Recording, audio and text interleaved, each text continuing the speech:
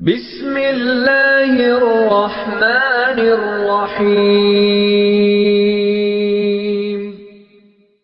कोई कहेगा मौलवी साहब ने तुसी चाह नहीं पियाई, कोई कहेगा दूध बोतल का नहीं पूछा। अब तो हमारे पे बरस पड़ा। मुझे ईमानदारी से बताओ ओए लोगों, जिन पर जोर चलता है इंसान उसी के आगे बात करता है। मेरा चिट्टी चमड़ी वालों से क्या वास्ता, मुझे गाय का पेशाब पीने वालों से क्या वास्ता, मुझे मूर्तियों को खुदा बनाने वालों से मुझे क्या वास्ता। ओए लोगों, मैं तो उसी घर को देख के कहूँगा, उसी घर को देख के घर वाले से मुखातिब होऊंगा, उसी घर के दरवाजे पे पानी का बाल्टा लेके आऊंगा जिस घर को मैं अपनी आंखों से जलता देखूंगा।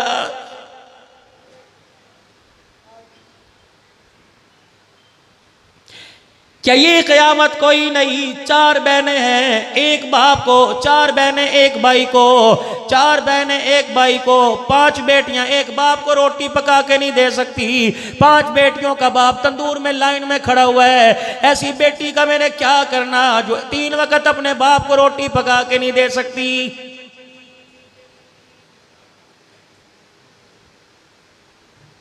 ऐसी औरत का तुम क्या करोगे? क्या साथ डालोगे?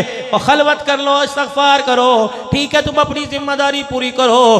तो आप मेरे अज़ीज़ों सुबह निर्ना कालजे चले जाओ, 10 बजे उठ के पूछती है तुम्हारा बाप नाश्ता करके गया था कि नहीं। जब शादी हो गई तो बहन की जिम्मेदारी नहीं, बेटी की जिम्मेदारी नहीं, इसके दुख सुख का ख्याल करना इसकी घरवाली की जिम्मेदारी है।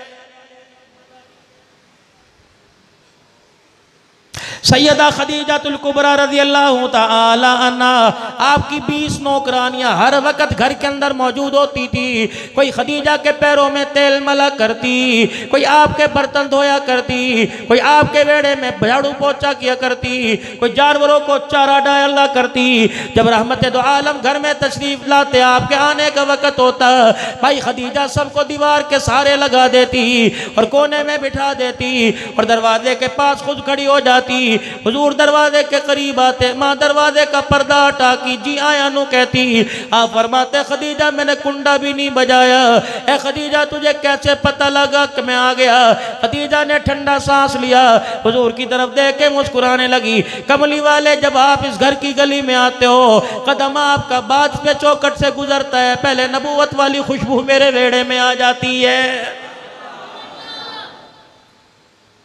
ये भी तो बीवी है, कहती कब आए? मुझे तो पता ही कोई नहीं कब आए। अच्छा आप आ भी गए, मेरी आंख लग गई थी। और जो सारा दिन कुत्तों की तरह जानवरों की तरह बाजारों के अंदर तेरे लिए रोटी पानी तैयार करता रहे, तुझे यही नहीं पता उसके आने का वक्त क्या है और उसके घर के अंदर बैठ के खाने का वक्त क्या है?